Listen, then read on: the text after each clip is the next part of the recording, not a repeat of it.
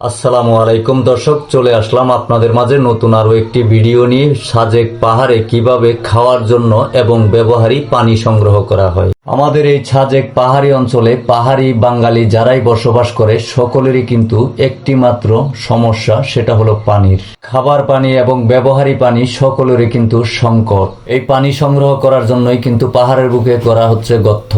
দুর্গম এই পাহাড়ি অঞ্চলে প্রতি বছরই সরকারি কিছু বাজেট থাকে। মূলত সেই বাজেটগুলি অনেকেই পায়, অনেকেই পায় না। যারা হতদরিদ্র এবং অত্যন্ত গরিব তারা কিন্তু সেই বাজেটগুলা পায় না।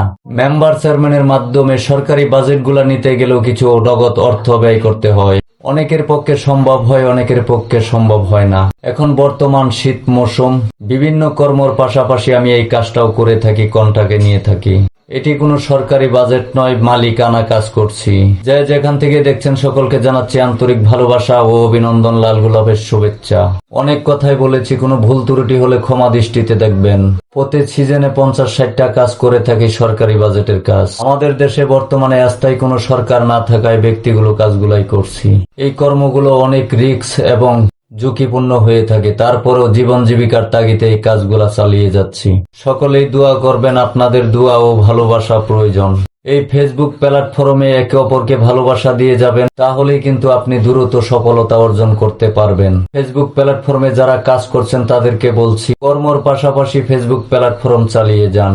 ইতিমধ্যে আপনারা সকলেই জানেন, অনেকেই জানেন না যে আমি হাসির রং 420 ফেসবুক পেজে বিনোদন হাস্যকর ভিডিও তৈরি করে থাকি। অবশ্যই হাসির রং 420 ফেসবুক পেজ ভিজিট করে ঘুরে আসবেন। এই আইডি থেকে আমার জীবন জীবিকার তাগিদে যে কর্মগুলা করে থাকি, এই কর্মর ভিডিওগুলাই আপলোড করা হয়। এরও পাশাপাশি রয়েছে আমাদের হাসির রং 420 ইউটিউব চ্যানেল, ভিজিট করে ঘুরে আসবেন। ফেসবুক পেজ এবং টিকটক, ইউটিউব চ্যানেল একই নামে খোলা আছে, হাসির রং 420। হাস্যকর এবং বিনোদন ভিডিও আপলোড করা হয়। অনেক কথাই বলেছি, আজকের মতো বিদায় নিচ্ছি। দেখা হবে অন্য কোনো বিনোদন ভিডিও এবং জীবন জীবিকার তাগিদে যে কর্মগুলা করে থাকে এই কর্মর ভিডিওতে।